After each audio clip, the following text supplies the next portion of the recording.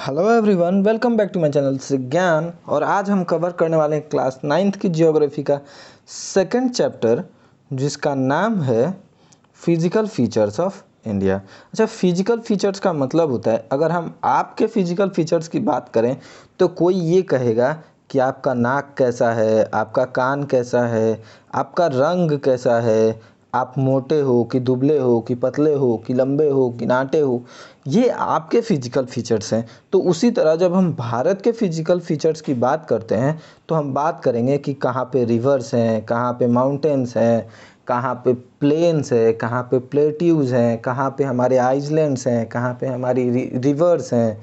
ठीक है, ये सारी चीज़ें हम इस चैप्टर में डिस्कस करने वाले हैं।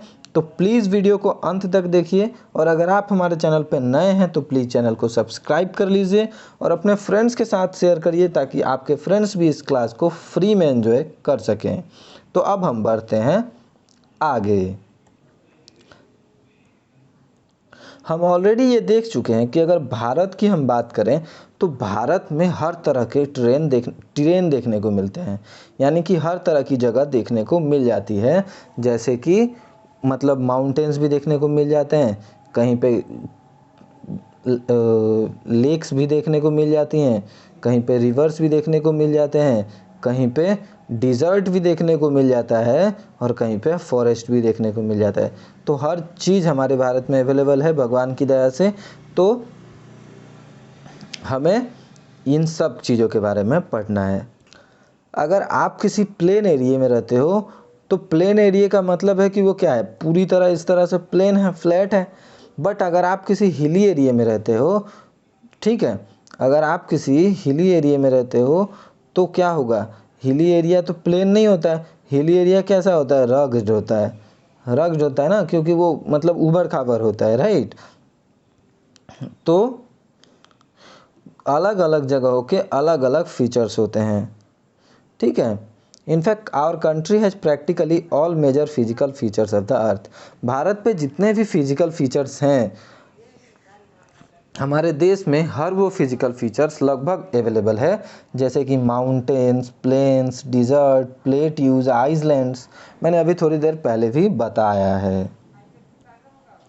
अगर हम पेनिनसुलर प्लेटू की बात करें तो ये भारत के सबसे मतलब विश्व के सबसे पुराने लैंड मासेस में से एक कवर करता है। देखो यहाँ लिखा भी है द पेनिनसुलर प्लेट्यू। अगर हम इसकी बात करें तो ये एंशियंट लैंड मास को कंस्टिट्यूट करता है, यानी कि रखता है, ठीक है। तो एंशियंट लैंड मास का एक हिस्सा है पेनिनसुलर प्लेटू, ठीक है। और ये सबसे स्टेबल लैंड ब्लॉक्स है, ठीक है। इसे सबसे स्टेबल लैंड ब्लॉक माना जाता है, ठीक है। The Himalayan and northern plains are the most recent landforms. तो दो तरह के लैंडफॉर्म्स आपको देखने को मिल गए। एक कौन सा है, पेनिनसुलर, और दूसरा हिमालयन एंड नॉर्दर्न प्लेन्स। ये एकदम रीसेंट है। और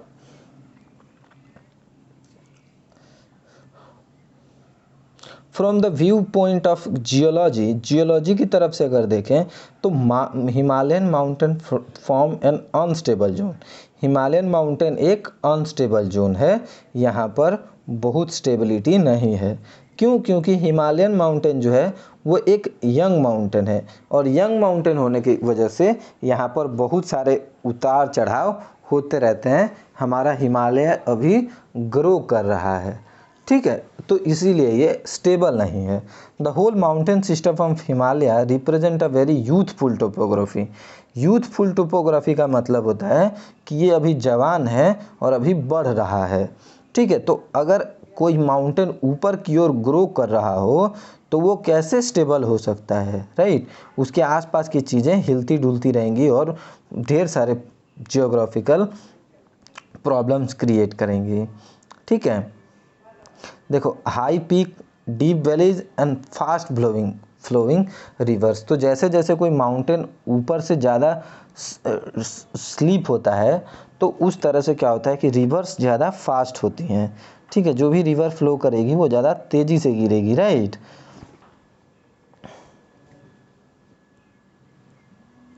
ये एक बहुत ही इम्पॉर्टेंट लाइन है, प्लीज़ आप नोट कर लीजिएगा। The northern plains are formed of alluvial deposit. तो नॉर्दर्न प्लेन्स जो है वो किस चीज़ से बने हैं? एलुवियल डिपॉजिट से, ठीक है। और जो पेनिसुलर प्लेट्यू है ये किस चीज़ से बना है? इग्नियस एंड मेटामॉर्फिक पत्थरों से बना है, ठीक है। Gently rising hills and wide valleys. तो ये आप याद रखिएगा, नॉर्दर्न प्लेन्स और पेनिसुलर प्लेट्यू के बीच का डिफरेंस बड़ा ही कॉमन पूछा जा सकता है।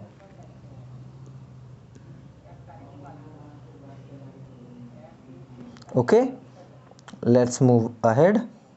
The physical feature of India can be grouped under the following physiographic division. तो हम अगर फिजिकल फीचर्स को डिवाइड करना चाहें तो इन 5-6 भागों में डिवाइड कर सकते हैं।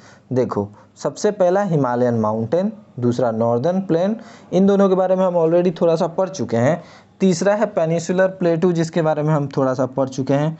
अब है इंडियन डिजर्ट, कोस्टल प्लेन और आइसलैंड्स। तो 3 चीज़ों के बारे में तो हमने अभी थोड़ा सा भी नहीं पढ़ा है, इंडियन डिजर्ट, कोस्टल प्लेन और आइसलैंड, बट इन 3 चीज़ों के बारे में हम थोड़ा सा पढ़ चुके हैं। तो अब आगे बढ़ें। The Himalayan geologically young and structurally fold mountain.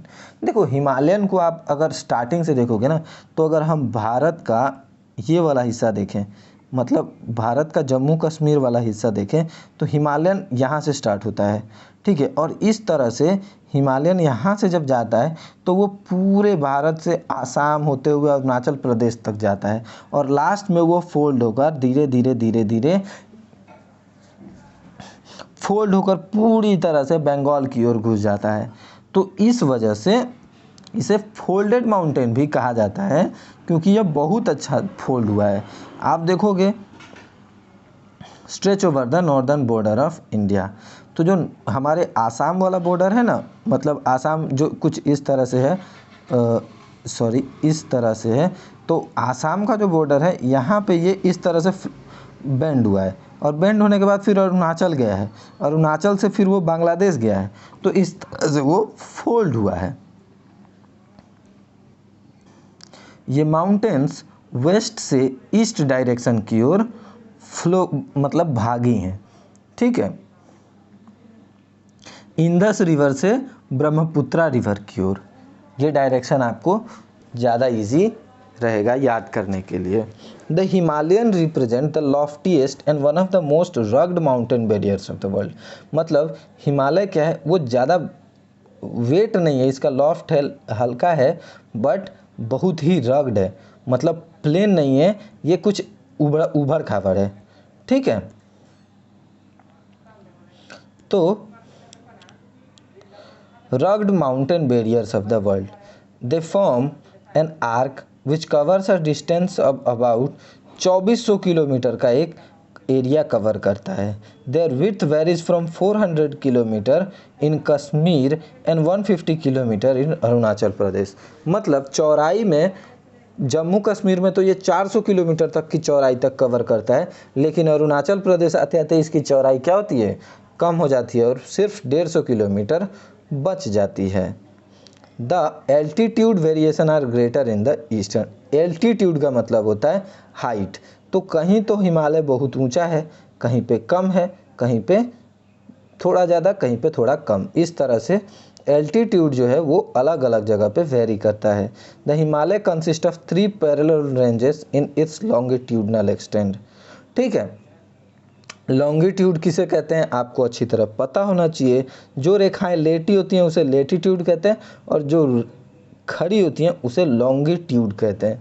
तो हिमालय कैसे होगा? लेटा हुआ तो होगा नहीं, हिमालय भी तो खड़ा होगा। तो हिमालय अगर खड़ा है तो इसे लेटीट्यूडनल एक्सटेंट ही तो कहेंगे। तो लेटीट्यूडनल एक्सटेंट इसका जो है वो 3 अलग अलग रेंजेस में बटा हुआ है। उन 3 रेंजेस को भी हम अभी देखेंगे, 2 मिनट जस्ट देखने वाले हैं, बट उससे पहले हम थोड़ा सा ये देख लेते हैं। अ number of valleys lies between this range. कुछ वैलीज हैं जो इन दोनों के बीच में रहती हैं। मैंने अभी भी बताया ना कि ये एक माउंटेन रेंज है, ये एक माउंटेन रेंज है, तो इन दोनों के बीच में जो वैलीज होती हैं, इनको जो जगह होती है इसको हम वैलीज कहते हैं। ठीक है, the northern most range is known as the great और इनर हिमालय।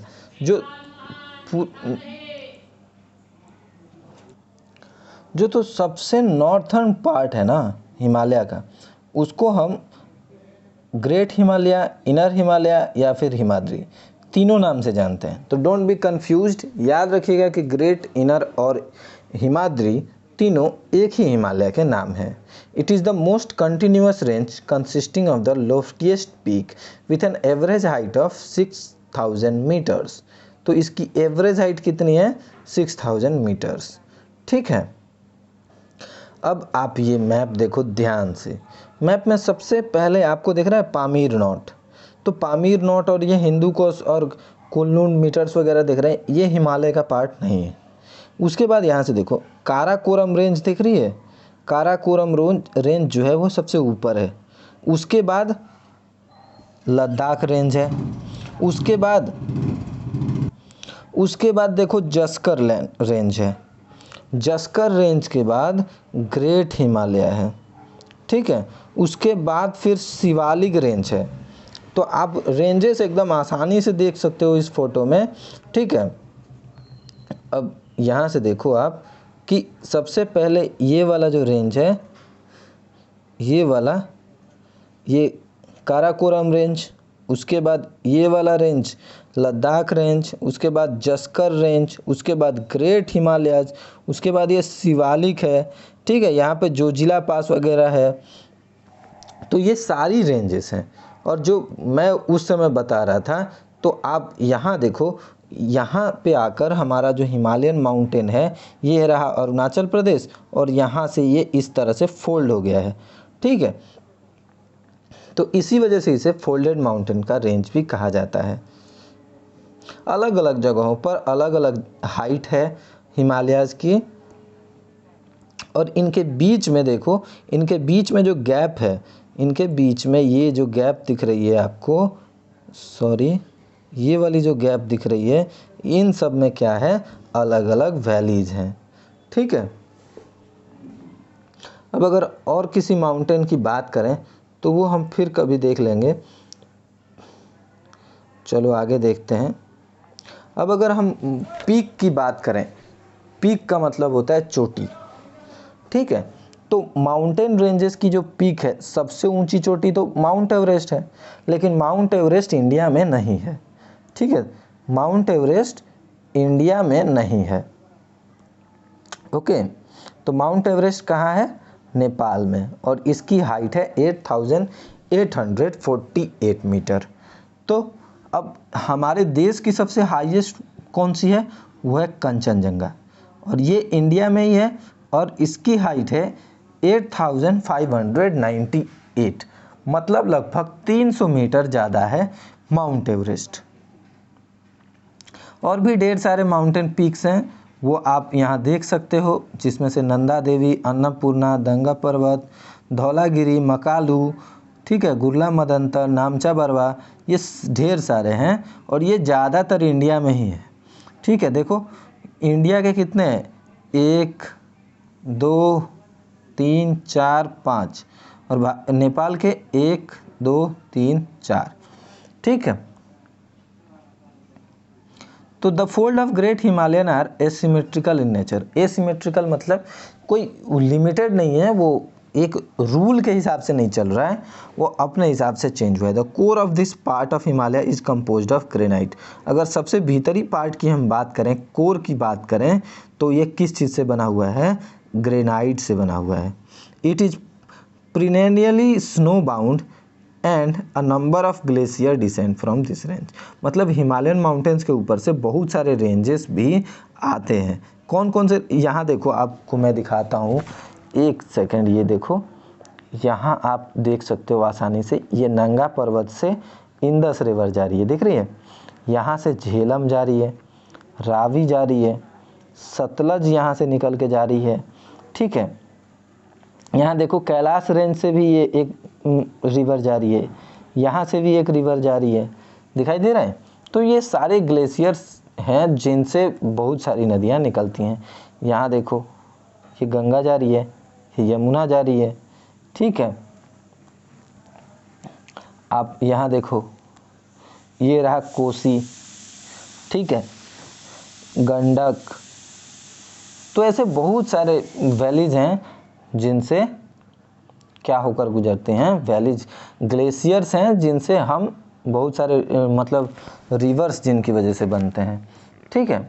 अब आप ये देखो the name of the glaciers and passes that lie in the great Himalayas, इनके नाम भी देख लो। अगर आप ढूंढोगे तो मिल जाएगा आपके एटलस पे, अगर आपको नहीं मिलता है तो आप मुझे बता देना, हम आपको नेक्स्ट वीडियो में पक्का दिखा देंगे। The range lying on the south of the Himadri form the most rugged mountain system and it is known as Himachal और लेसर हिमालय। तो जो सबसे नीचे वाला होता है माउंटेन, उसको हमने जो बहुत ज़्यादा रग्ड भी है, मतलब उबड़ खाबड़ भी है, उसको लेसर हिमालय या हिमाचल कहा जाता है, ठीक है। हिमाचल का मतलब है हिम का आंचल, यानी कि पर्वतों की आंचल। तो दो पर्वतों के बीच का जो जगह है वो दोनों तरफ से कवर हो जाता है, तो ऐसे में क्या होगा, दोनों तरफ से शैडो मिलेगा इसको, तो इसीलिए ऐसे इलाके को हिमाचल कहा गया है, ठीक है। The ranges are mainly composed of high compressed and altered rock, तो यहाँ बहुत सारे पत्थर देखने को मिलते हैं। द एल्टीट्यूड वेरीज, यहाँ की ऊंचाइयाँ अलग अलग जगह पर अलग अलग हैं, कहीं 3700 कहीं 4500 मीटर तक हैं, और विथ भी कहीं 50 किलोमीटर भी है और कहीं ज़्यादा भी है। Pir Panjal range form the longest and most important range, तो सबसे मोस्ट इम्पॉर्टेंट रेंज कौन सी है, Pir Panjal range. The Dhauladhar and the Mahabharat range are also prominent, ये भी इम्पॉर्टेंट है, धौलाधर महाभारत रेंज। अब आगे देखते हैं। This range consist of famous valley of Kashmir, Kashmir की फेमस वैली भी इस रेंज में ही आती है। The Kangra and Kullu valley in Himachal Pradesh, Himachal Pradesh की दो वैलीज कांगड़ा और कुल्लू, आपने कुल्लू मनाली का नाम सुना भी होगा कई फिल्मों में। This region is well known for its hill stations, तो दोनों तरफ से हिल्स हैं, इसीलिए यहाँ इसे क्या कहा गया, हिल स्टेशंस, क्योंकि आप जाओगे तो आपको ढेर सारे हिल्स देखने को मिलेंगे। आपने मसूरी, नैनीताल, रानीखेत ऐसे ढेर सारे नाम सुने भी होंगे, अगर आप चाहो तो फोटोज़ देख भी सकते हो, इंटरनेट पे तो आजकल सब कुछ अवेलेबल है। The outer most range of Himalaya is called Shivalik, जो सबसे आउटर मोस्ट है वो शिवालिक रेंज कहा जाता है। तो आप शिवालिक रेंज फिर से एक बार यहाँ देख लो, ठीक है। सबसे आउटर रेंज देखो, सबसे आउटर रेंज कौन सा, ये तो सबसे ऊपर वाला हो गया, और सबसे आउटर रेंज है ये वाला, तो ये जो पोर्शन है, ये वाला जो पोर्शन है ये शिवालिक रेंज है, ठीक है। आई होप आपको दिखाई दे रहा होगा। अब अगर हम पूरी कंट्री को देखें, देखो यहाँ पे तो और भी ढेर सारे रेंजेस हैं, जैसे कि एक रेंज तो ये है अरावली रेंज, ठीक है। एक बार प्लीज़ आप लोकेशन थोड़ा सा याद करने की कोशिश कीजिएगा, ठीक है।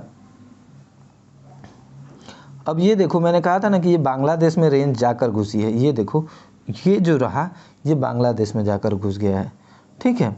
ये गारो, खासी और जैंतिया तीन अलग अलग माउंटेन रेंजेस भी हैं, यही ये इंडिया में है, ठीक है।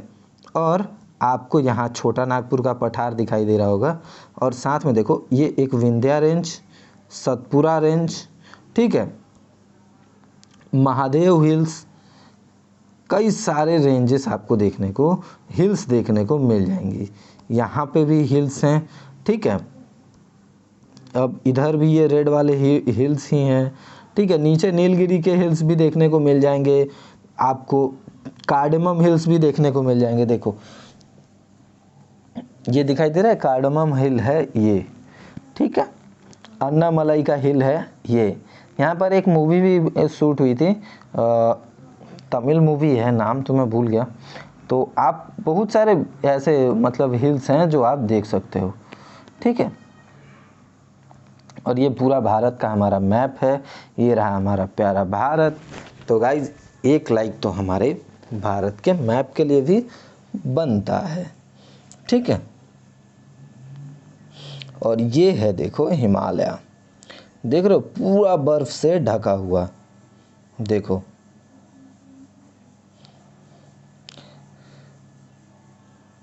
तो मतलब 0 से 50 किलोमीटर तक की एल्टीट्यूड, एल्टीट्यूड का मतलब हमेशा याद रखिएगा हाइट से है, वो चेंज होती रहती है। ठीक है, कहीं पे मान लो कि 900 मीटर ऊंचाई है तो कहीं पे 1100 तक की ऊंचाई है, 900 मिनिमम और 1100 maximum. These ranges are composed of unconsolidated sediments brought down by rivers. तो from the main Himalayan region located further north. These valleys are covered with thick gravel and alluvium. तो alluvium soil से covered होती हैं ये valleys. The longitudinal valley lying between lesser Himalaya, जो longitudinal valleys हैं, longitudinal मतलब इस तरह से जो फैली हुई valleys हैं लंबी, ये जो लेसर हिमालयाज में है, and the Shiwalik are known as duns, इनको क्या कहा जाता है, dunes. Dehradun, Kotli Dun, Patli Dun are some of the well known Dun. तो डून क्या है, ये एक वैली है, लॉन्गिट्यूडनल वैली है। ठीक है, तो इन वैल्यूज को डून कहा जाता है, देहरादून, कोटली दून, पाटली दून। ठीक है, beside the longitudinal division the Himalaya have been divided on the basis of region from west to east. तो आप देखो वेस्ट से ईस्ट की ओर इस तरह से फैला हुआ है हिमालयाज। ठीक है, तो इनको अलग अलग रीजन्स में अलग अलग नाम से भी बुलाया जाता है, डिवाइड किया गया है। अब ये डिविजन्स देखते हैं, these divisions have been demarcated by river valleys. For example, the part of Himalaya lying between Indus and Satluj has been traditionally known as Punjab Himalaya. तो इंडस वैली से लेकर सतलुज नदी तक जो हिमालयन लाइन करती है, जो हिमालय है, उसे हम कौन सा हिमालय कहते हैं, पंजाब हिमालय। और रीजनली इसे कश्मीर और हिमाचल हिमालय भी कहा जाता है। ठीक है, the part of Himalaya lying between Satluj and Kali river is known as Kumaon Himalaya. तो आपको ये याद रखना पड़ेगा कि कुमाऊं हिमालय का मतलब है कि सतलुज और काली रिवर के बीच की जो माउंटेन है। The Kali and Teesta river demarcate the Nepal Himalayas and the part lying between Teesta and Dihang river is known as, तो जो तीस्ता नदी से लेकर दिहांग नदी के बीच का हिस्सा है हिमालय का, उसे आसाम हिमालय कहा जाता है। There are region name also in the broad sense. तो और आई थिंक ये देखो, the Brahmaputra mark the eastern most boundaries of the Himalaya. Beyond the Dihang gorge the Himalaya bend sharply to the south and spread along the eastern boundary. तो मैंने अभी थोड़ी देर पहले ही बताया था कि हिमालय जो है कुछ इस तरह से बेंड हो जाता है। ठीक है, अब ये देखो, and spread along the eastern boundary, Bharat की ईस्टर्न बाउंड्री को क्रिएट करता है, और इसे हम कहते हैं पूर्वांचल और ईस्टर्न हिल्स एंड माउंटेन्स। क्योंकि ये ईस्ट में है तो इन्हें ईस्टर्न हिल्स या माउंटेन्स भी कहते हैं और पूर्वांचल भी कहते हैं। These hills running through the north-eastern states are mostly composed of strong sandstone. मतलब बहुत मजबूत सैंडस्टोन से बने हुए हैं इस तरफ के mountains, which are sedimentary rock. ये क्या है, ये सेडिमेंट्री रॉक है। जब रॉक पढ़ाएंगे ना आपको अलग अलग टाइप ऑफ रॉक्स, तब हम सेडिमेंट्री रॉक देखेंगे। कवर्ड विद डेंस फॉरेस्ट, और ये बहुत ही घने जंगलों से घिरे हुए हैं। They mostly run as parallel ranges and valleys. The Purvanchal comprises, Purvanchal में कौन कौन से हिल्स हैं, Patkai hills, Naga hills, Manipur hills, Mizo hills. तो 4 हिल्स हैं, एक बार फिर से देख लो, Patkai hills, Naga hills, Manipur hills और मिजो हिल्स, चारों हिल्स को मिलाकर कौन सा बना, पूर्वांचल। ठीक है, अब देखते हैं नॉर्दर्न प्लेन। नॉर्दर्न प्लेन को देखते हैं, लास्ट हमारा नॉर्दर्न प्लेन रहेगा आज के लिए। नॉर्दर्न प्लेन में northern plain has been form for interplay of 3 major rivers. ये 3 नई मतलब मेजर रिवर्स ने मिलकर बना। इंदस को हिंदी में सिंधु नदी भी कहा जाता है। इंदस, गंगा और ब्रह्मपुत्रा, इन तीनों से मिलकर बना। ट्रिब्यूटरीज का मतलब होता है इनकी सहयोगी नदियाँ। This plain is formed of alluvial soil, the deposition of alluvial in the vast basin lying on the foot hills of the Himalayan over millions of years. मतलब हजारों सालों से, लाखों सालों से जो नदियाँ लेकर आ रही हैं एलुवियल सोयल, उससे बनी हुई हैं। The deposition of alluvial in the vast basin lying at the foothill of the Himalaya over millions of the years formed the fertile plain। और इस alluvial soil की वजह से ये जगह बहुत ही उपजाऊ हो गई है, फर्टाइल हो गई है। फर्टाइल मतलब उपजाऊ हो गई है। It spread over an area of 7 lakh square kilometre. ये एरिया कितने दूर में फैला है? 7 lakh square kilometre. The plain being about 2400 kilometre long. ये प्लेन जो है वो 2400 किलोमीटर लंबा और 240 से 340 किलोमीटर तक चौड़ा है। और यहाँ बहुत ज़्यादा पॉपुलेशन भी बसती है। क्यों? क्योंकि ये फर्टाइल है। अभी थोड़ी देर पहले ही पढ़ा, यहाँ 3 नदियाँ हैं, ब्रह्मपुत्र, गंगा और इंदस। तो नदियाँ भी हैं, जगह प्लेन है, सपाट एरिया में रहना ज़्यादा अच्छा होता है, सुविधाजनक होता है। साथ में यहाँ रिवर से तो पानी की भी प्रॉब्लम नहीं है और खेती करने के लिए उपजाऊ ज़मीन भी है, इसीलिए ये जगह पॉपुलेटेड है।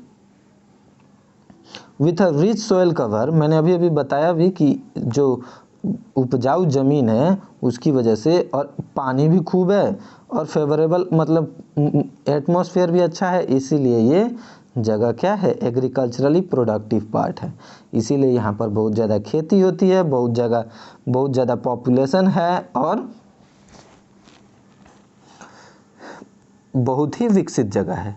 The river coming from northern mountain are involve in deposition work in the lower course due to gentle slope. मतलब जेंटल स्लोप का मतलब होता है कि बहुत कम है स्लोप, लेकिन अगर कुछ इस तरह का स्लोप हो एकदम ज़्यादा, तब इसको हम कहते हैं स्टीप स्लोप। ठीक है, तो जेंटल स्लोप का मतलब है कि स्लोप तो है बट कम है। तो जब इस तरह से माउंटेन होती है, मतलब रिवर्स होती है, तो नदियाँ को पानी को आने के लिए प्रेशर कम पड़ता है। तो प्रेशर कम होता है तो ये नदियाँ मिट्टी को बहुत कम काटती हैं, बहुत कम सामान लेकर आती हैं। लेकिन जब नदी कुछ इस तरह से होती है ना, एकदम खड़ी, मान लो कि ये माउंटेन है और ये रिवर है, तो यहाँ से जब नदी चलेगी ना, तो ये बहुत तेज़ी से चलेगी और ये बहुत सारी चीज़ों को नीचे मतलब लेकर आएगी। ठीक है, अब यहाँ देखो, Majuli in the Brahmaputra river is the largest inhabited river in island in the world. एक ऐसा आइसलैंड है माजुली जो कि रिवर्स के ऊपर है। कौन सी रिवर? ब्रह्मपुत्रा रिवर। ठीक है, कौन सी रिवर? ब्रह्मपुत्रा रिवर। और ये सबसे बड़ी रिवर मतलब आइसलैंड है नदियों पे बनी हुई। नदियों का सबसे बड़ा आइसलैंड है माजुली रिवर, जिस पे लोग रहते हैं, इनहेबिटेड है, याद रखिएगा। ठीक है, the river in their lower course split into numbers channels due to deposition of slits. These channels are known as distributaries. तो रिवर्स जब अलग अलग जगहों पे जाती हैं, मान लो एक अलग से इधर से जा रही है, तो इसी का रिवर का थोड़ा सा हिस्सा कहीं और चला गया, तो इस स्लिट को क्या कहेंगे? ट्रिब्यूटरीज कहेंगे। ठीक है, ट्रिब्यूटरीज कहेंगे, याद रखिएगा। अब हम ये देख लेते हैं, the northern plain is broad. Northern plain को 3 सेक्शंस में डिवाइड किया गया है। The western part of the northern plain is referred as Punjab plain. तो वेस्टर्न पार्ट कैसे जाना जाता है? पंजाब प्लेन के नाम से। और ये किस चीज़ से बना हुआ है? इंदस और इसकी ट्रिब्यूटरीज से। The larger part of this plain lies in Pakistan. लेकिन इसका ज़्यादातर हिस्सा कहाँ है? पाकिस्तान में। The Indus and its tributary, इन सिंधु नदी और उसकी जो सहयोगी नदियाँ हैं, ठीक है, कौन कौन सी हैं? झेलम, चेनाब, रावी, ब्यास, सतलुज, ये सारी नदियाँ हिमालय से ही ओरिजिनेट होती हैं, हिमालय से ही जन्म लेती हैं, ठीक है। और एक सेकंड,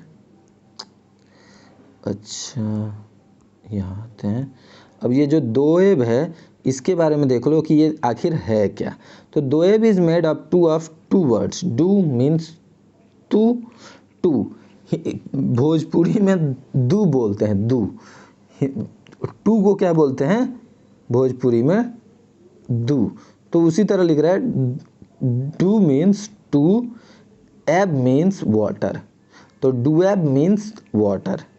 एब का तो मैंने कभी नहीं सुना था कि ये कौन सी लैंग्वेज में कहते हैं, बट हाँ डू तो भोजपुरी में भी डू, टू को बोलते हैं। Similarly Punjab is also made of two words, Punjab भी दो शब्दों से मिलकर बना है, पंच, पंज यानी कि 5 और आब यानी कि वाटर। तो पंजाब दो चीज़ों से मिलकर बना है, पंज और एब, एब मीन्स वाटर, याद रखिएगा एब मीन्स वाटर। या आपसे अब पूछा जा सकता है तो पंजाब भी 5 नदियों से मिलकर बना है। और ये 5 नदियाँ कौन कौन सी हैं, झेलम, चेनाब, रावी, ब्यास और सतलुज, 5 नदियाँ हो गई ना। तो ये पांचों नदियाँ मिलकर पंजाब को बनाती हैं। The Ganga plain extended between Ghaggar and Teesta river, Ganga plain कहाँ फैला हुआ है, घग्गर और तीस्ता रिवर के बीच, और it spread over the state of north India. इस पे कौन कौन से शहर बसे हैं वो देख लीजिए। North India, Haryana, Delhi, UP, Bihar, partly Jharkhand, West Bengal, to its east particularly in Assam lies the Brahmaputra plain. तो आपने देखा कि इस रिवर पे कितने सारे शहर बसे हुए हैं, ठीक है। गंगा प्लेन्स में हरियाणा, दिल्ली, यूपी, बिहार, झारखंड, वेस्ट बंगाल, हर जगह से गंगा नदी गुजरी है।